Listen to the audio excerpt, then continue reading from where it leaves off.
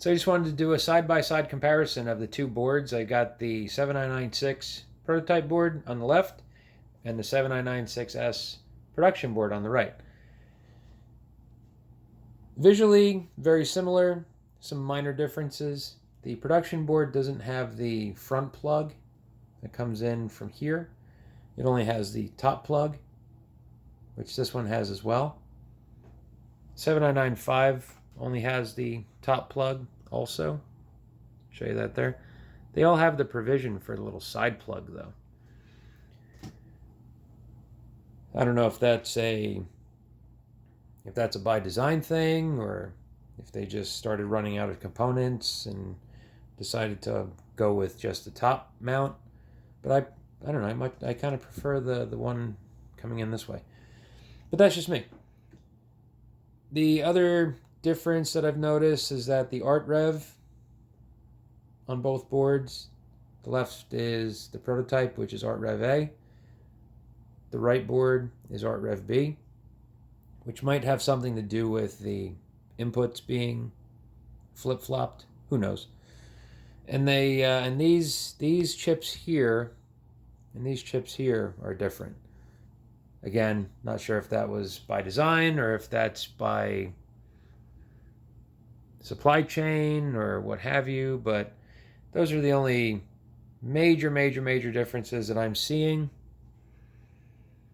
So let's plug in the production board and see if it likes the configuration that I have set for the prototype, which it should. And we're back to panorama perspective, and I have my charger plugged in today.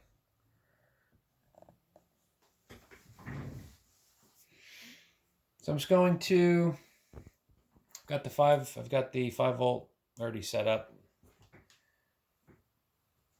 First I'll plug into the prototype board.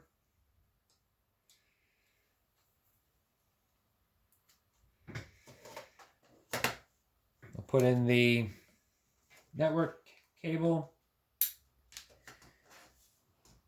and show you. Got the 5 volt going in, network cable.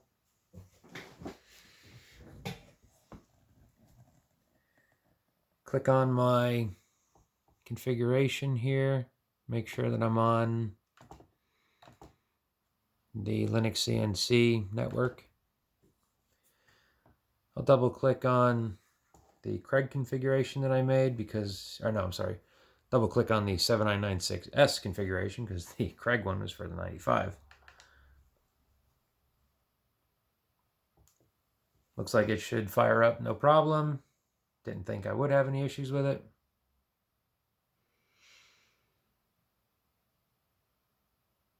Okay, so that worked well. Take it out of e-stop, go to service mode. I'm going to go into Health Show, and I just want to take a look because I know that the inputs on the 96S prototype board, the inputs are triggered by default.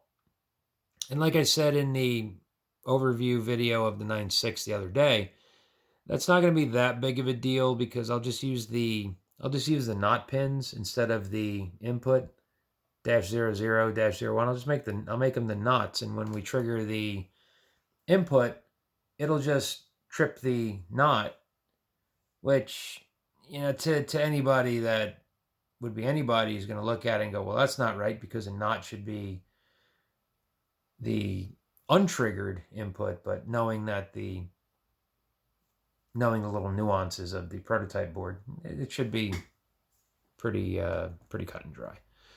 So now I'm just going to exit out of Linux CNC. All right. Turn the camera back over. We got the watchdog is lit up because we disconnected Linux CNC. I'll just take the plug out here.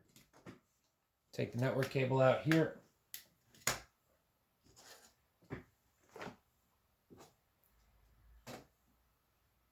Take Mr. Snazzy new production board. Plug him in here. network cable in.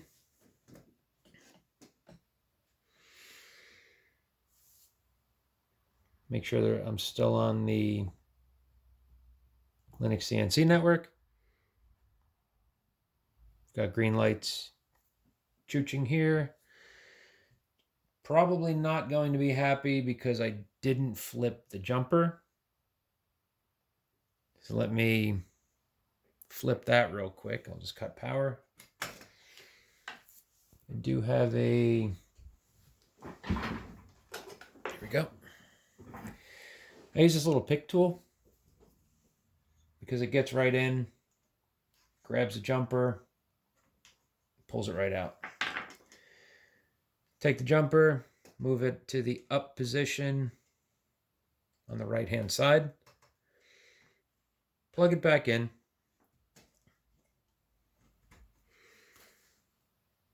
and it should be ready to go. So now, go back to my network setup, pick Linux CNC network. You see green lights flashing. If I panorama back to here, to double check to see if we've got connection, terminal, ping 10.10.10.10, and we can see that we've got a response. That being said, I should be able to just open up Linux CNC session 7996.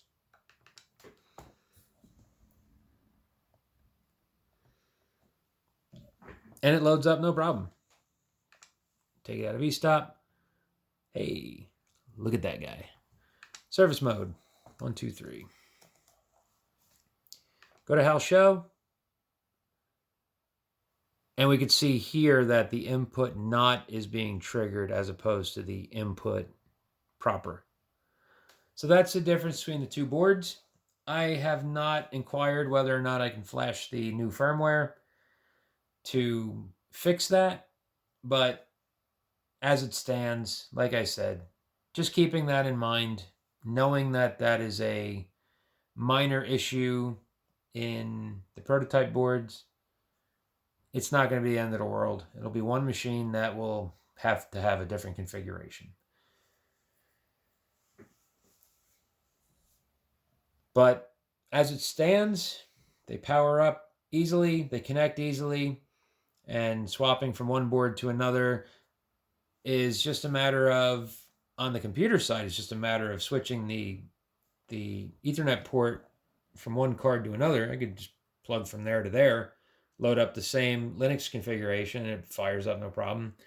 Go from here to here, and the IP addresses are all the same, so they will always communicate almost instantly when you plug them in.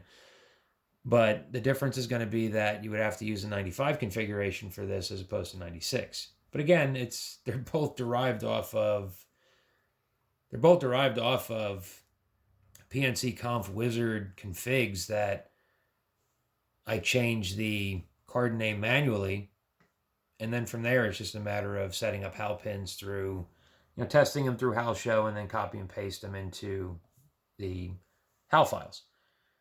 So you do it a couple of times, you watch my other videos, you like and subscribe, and it just becomes second nature after a while.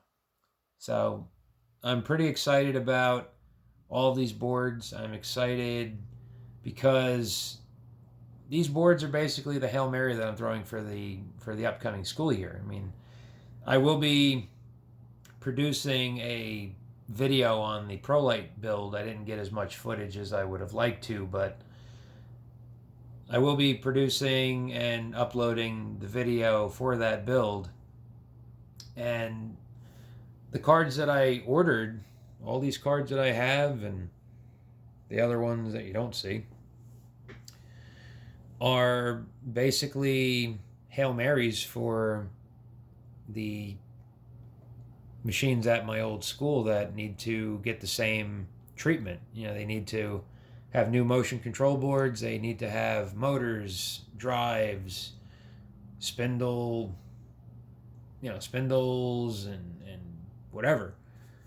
It's just going to be one project after another. There's two machines that basically only need this board, but there's a full there's a full Fidel VMC 15 that needs an entire electrical system. So Prolite Mill was the jump off, or the diving board, to see if it was going to be a successful program. And the Fidel is basically the creme de la creme of projects, because that's a full gut retrofit including ATC.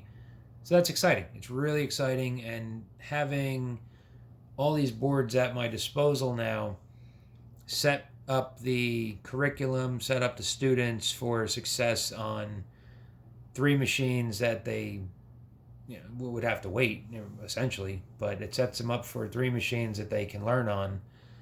And I don't know, it just gives me a nice little warm fuzzy. Today was my official last day working with the kids, because the school year is over tomorrow, and my guys told me, like, look, we're not even going to be here tomorrow. So today was my official last day, and it's definitely been an experience. So don't want to wax nostalgic too much.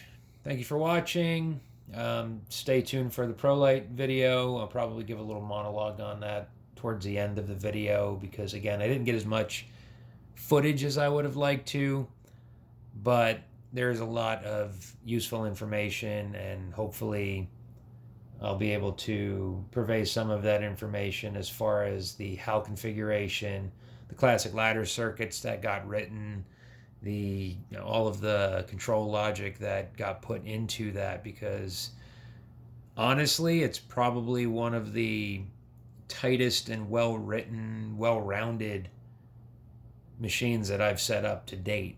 So I'm pretty proud of it, and I'm proud of my students for all of the hard work that they put into it. So stay tuned for that. Thank you for watching, and see you soon.